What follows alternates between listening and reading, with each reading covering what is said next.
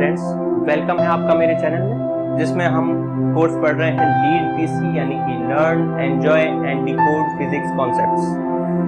इस कोर्स की सीरीज में ये इलेक्ट्रोस्टैटिक्स पर दूसरा लेक्चर है मेरा। इस लेक्चर में हम इन पॉइंट्स को डिस्कस करने वाले हैं। ठीक है, लेक्चर स्टार्ट करने से पहले कुछ इंटरेस्टिंग फैक्ट्स के बारे में मैं आपसे डिस्कस करना चाहता हूं। जैसे कि आपको पता होगा कि ह्यूमन बॉडी का यूज जो है वो चार्ज को मेजर करने के लिए किया जा सकता है। क्या आपको ये भी पता है कि जो ये पानी की ग्लास है, इसमें जो पानी भरा है, इसमें कितने इलेक्ट्रॉन और कितने प्रोटॉन हो सकते हैं?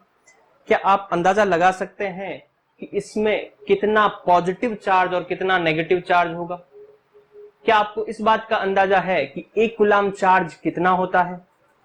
क्या आपको ये भी अंदाजा है कि 1 कूलम चार्ज को फ्रिक्शन के थ्रू जनरेट करने के लिए, यानी घर्षण के द्वारा 1 कूलम चार्ज ट्रांसफर करने के लिए कितना टाइम लगता है, या कितने इलेक्ट्रॉन ट्रांसफर करने पड़ते हैं? क्या आपको पता है चार्ज को डिस्ट्रॉय भी किया जा सकता है? क्या आपको पता है चार्ज को जनरेट भी किया जा सकता है? तो इन सभी इंटरेस्टिंग फैक्ट्स के बारे में पता लगाने के लिए मैं Akshay Joshi, assistant professor, government MS college, आपके लिए ये लेक्चर लेके आ रहा हूं। तो आप अपने कॉपी और पेन उठाइए और साथ साथ इंपॉर्टेंट पॉइंट्स नोट करते जाइए, और जो ये क्वेश्चन है उन क्वेश्चन के आंसर आप इस वीडियो के थ्रू देखिए। तो सबसे पहले मैं जो टॉपिक स्टार्ट कर रहा हूं वो है गोल्ड लीफ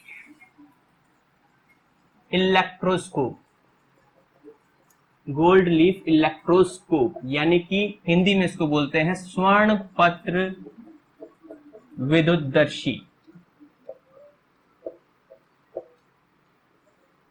देखो, ये एक डिवाइस का नाम है जिसका यूज जो है वो चार्ज को मेजर करने के लिए किया जाता है। कैसे काम करता है ये डिवाइस, उसको जानने से पहले हम देखते हैं कि इसकी स्ट्रक्चर, इसकी बनावट जो है वो कैसे होती है। इस डिवाइस में सबसे पहले यहां पर लगा हुआ होगा एक ग्लास जार।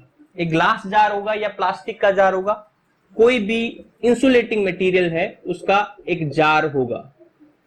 ठीक है, उस जार को यहां पर हम बंद कर देंगे, एक ढक्कन लगा देंगे, एयर टाइट ढक्कन लगा देंगे, एयर टाइट कॉर्क लगा देंगे,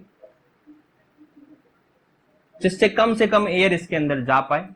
फिर यहां पर एक होल के थ्रू, एक छेद के थ्रू मेटल की एक रॉड इंसर्ट करेंगे। ये रॉड जो है वो मेटल की होगी, मेटल रॉड इंसर्ट करेंगे, और इस मेटल रॉड के लास्ट कॉर्नर पर, लास्ट एंड पर सोने की जो मेटल होती है उसकी बहुत पतली पतली बारीक पन्नियां जो है वो यहां पर चिपका देंगे। ठीक है, ये बारीक पन्नियां यहां पर दोनों साइड पे चिपका देंगे, और ऊपर की तरफ यहां जो है वो एक मेटल की नॉब, ये राउंड शेप की मेटल की नॉब लगा देंगे। ठीक है, ये हो गई यहां पर गोल्ड लीफ। इस तरह से हमारा ये जो है वो डिवाइस तैयार हो गया, गोल्ड लीफ इलेक्ट्रोस्कोप। इसका पर्पस क्या होता है? इसका पर्पस होता है चार्ज को मेजर करना। इसके हेल्प से चार्ज को मापा जाता है। कैसे मापा जाता है? मान लो कि इस ऑब्जेक्ट पर चार्ज है। ठीक है, हम क्या करेंगे, जैसे ये ऑब्जेक्ट जाकर इस मेटल नॉब से टच करेंगे, अब मान लो इस पर किसी भी तरह का चार्ज हो सकता है, पॉजिटिव चार्ज हो सकता है या नेगेटिव चार्ज हो सकता है, वो चार्ज इस कंडक्टर के थ्रू फ्लो करेगा। ठीक है, ये कंडक्टर, ये मेटल की रॉड है, इसके थ्रू चार्ज जो है वो फ्लो करेगा। मान लो इस पर नेगेटिव चार्ज है तो वो नेगेटिव नेगेटिव एक दूसरे को रिपेल करेगा, वो इसके ऊपर इकट्ठा होने लग जाएगा। यहां जैसे ही नेगेटिव इकट्ठा होगा, ये नेगेटिव नेगेटिव रिपेल करेंगे और ये इस कंडक्टर के थ्रू फ्लो करने लग जाएंगे।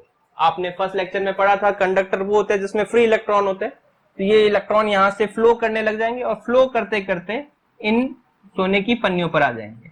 जैसे इन सोने की पन्नियों पर आएंगे, ये नेगेटिव नेगेटिव रिपेल करेंगे और रिपेल करने पर ये पन्नियां जो है वो फैल जाएगी। इस तरह से यहां पर अगर इस ऑब्जेक्ट पर जितना ज्यादा चार्ज होगा उतना ज्यादा चार्ज यहां पर डिस्ट्रीब्यूट होगा, और उतनी ज्यादा ये पन्नियों में जो है रिपल्शन होगा और उतनी ज्यादा ये फैलेगी। तो इन पन्नियों का जो फैलाव है वो ये तय करता है कि हमने जो ऑब्जेक्ट इससे टच किया था उस पर कितना चार्ज है। तो ये पन्नियों के फैलाव से हम चार्ज को मेजर कर सकते हैं। इसमें कई बार डिजाइनिंग थोड़ी डिफरेंट होती है।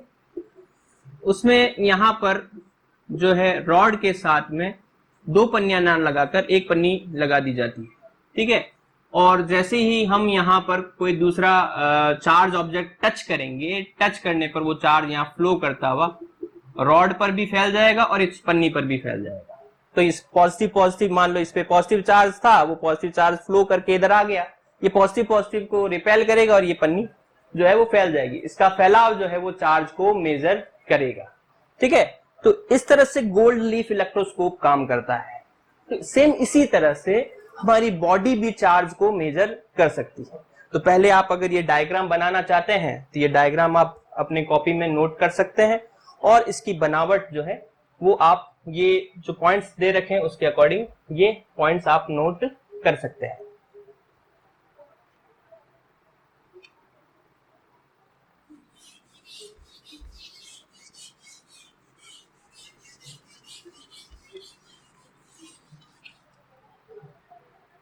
अब देखो, लेक्चर के स्टार्ट में मैंने आपसे क्वेश्चन पूछा था क्या ह्यूमन बॉडी चार्ज को मेजर कर सकती है। तो सेम इसी प्रिंसिपल पर ह्यूमन बॉडी भी चार्ज को मेजर कर सकती है। कैसे?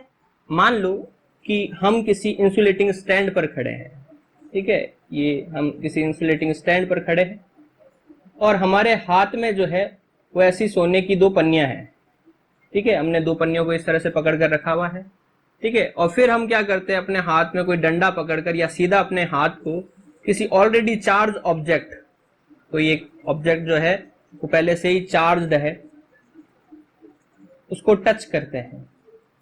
यहां नीचे ये जो मटेरियल है वो इंसुलेटिंग है,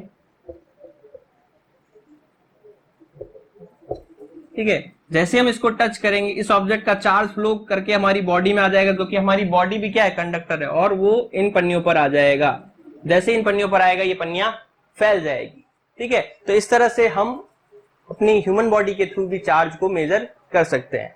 और मान लो हमारे बाल काफी लंबे लंबे हो तो हमारे बाल भी चार्ज को मेजर करने का काम कर सकते हैं, क्योंकि जितना ज्यादा चार्ज होगा उतना ज्यादा वो बालों पर इकट्ठा होगा, और जैसे ही बालों पर चार्ज इकट्ठा होगा तो ये बाल जो है वो इस तरह से खड़े हो जाएंगे, ठीक है। तो इस तरह से हम चार्ज को मेजर कर सकते हैं अपने बॉडी के थ्रू।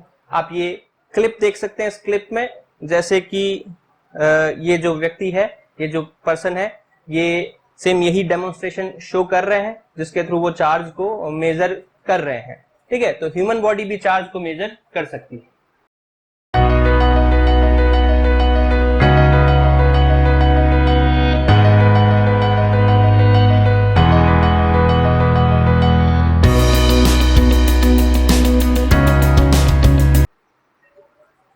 अब हम सेकंड पॉइंट पे आते हैं कि चार्ज को मेजर करने के लिए यूनिट कौन सी यूज करते हैं।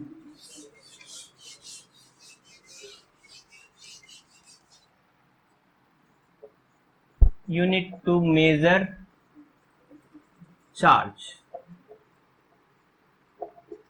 देखो, चार्ज को मेजर करने के लिए सबसे पॉपुलर यूनिट जो है वो एमकेएस यूनिट में कह दें या हम इसको ऐसा यूनिट कह दें, वो होती है कूलॉम, जिसके लिए सिंबल C लिखा जाता है, ठीक है। ये कूलॉम यूनिट जो है वो डेराइव्ड यूनिट है, जिसको हम करंट की डेफिनेशन अगर आपने क्लास 10th में पढ़ी हो कि करंट क्या होता है, rate of flow of charge. I बराबर में Q अपॉन T होता है, तो Q बराबर में I इंटू T। I यहाँ पर करंट है, करंट की जो है फंडामेंटल यूनिट होती है एम्पियर और टाइम की फंडामेंटल यूनिट होती है सेकेंड। तो यानी कि एक कूलॉम का मतलब होता है 1 एम्पियर इंटू सेकेंड, यानी किसी वायर में 1 सेकेंड में अगर 1 एम्पियर करंट फ्लो हो रहा हो तो हम कहेंगे उसमें कितना चार्ज फ्लो हुआ है, उसमें 1 कूलॉम चार्ज फ्लो हुआ है। तो ये 1 कूलॉम चार्ज अमाउंट होता है। चार्ज की अदर यूनिट जो होती है, अदर यूनिट हम कौन कौन सी काम में ले सकते हैं। जो सबसे स्मॉलेस्ट यूनिट है, स्मॉलेस्ट यूनिट में हम यूज करते हैं ESU। ESU का जो दूसरा नाम है वो है फ्रैंकलिन, ठीक है। इसका फुल फॉर्म जो होता है वो होता है इलेक्ट्रो स्टैटिक यूनिट।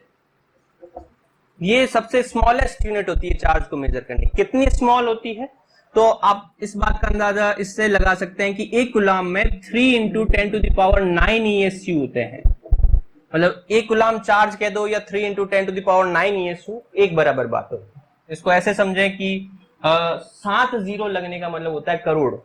तो ये हो गया 300 इंटू 10⁷ ESU। ठीक है, यहां ये 10⁻7 यानी 10⁻7 का मतलब हो गया कि ये जो है करोड़ हो गया। तो 300 करोड़, मतलब 300 करोड़ ESU मिलते हैं तब जाकर एक कूलाम चार्ज बनता है। तो ESU इतनी छोटी यूनिट है। ठीक है, ये दो यूनिट आप नोट कर चुके होंगे, पहली कूलाम, दूसरी ESU। नेक्स्ट यूनिट हम लिखते हैं,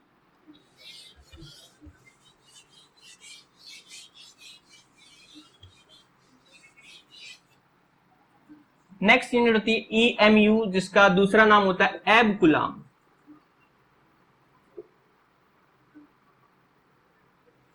EMU का फुल फॉर्म होता है electromagnetic unit, electromagnetic unit.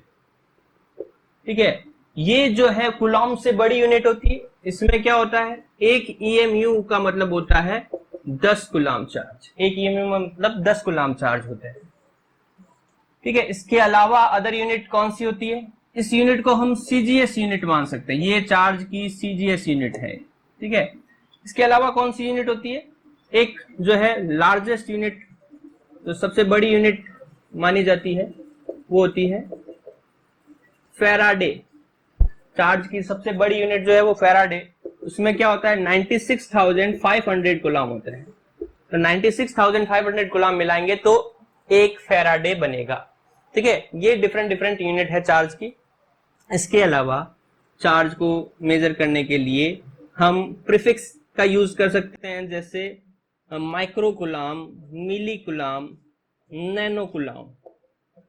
Micro का मतलब होता है 10⁻⁻6 कूलॉम, मिली का मतलब होता है 10⁻⁻3 कूलॉम, नैनो का मतलब होता है 10⁻⁹ कूलॉम। इसके अलावा पीको कूलॉम भी यूज कर सकते हैं। पीको का मतलब होता है 10⁻12 कूलॉम। तो ये चार्ज को मेजर करने की डिफरेंट डिफरेंट यूनिट्स हो गई। तो इस तरह से इस लेक्चर में अभी हमने पार्ट फर्स्ट में देखा कि चार्ज को मेजर कैसे किया जाता है और उसकी यूनिट क्या होती है। इसी लेक्चर को मैंने लेक्चर वीडियो को ज्यादा बड़ा ना हो जाए इसलिए मैंने 2-3 पार्ट्स में तोड़ रखा है। तो बाकी के जो पार्ट है वो हम नेक्स्ट वीडियो में देखते हैं। Stay home, stay safe.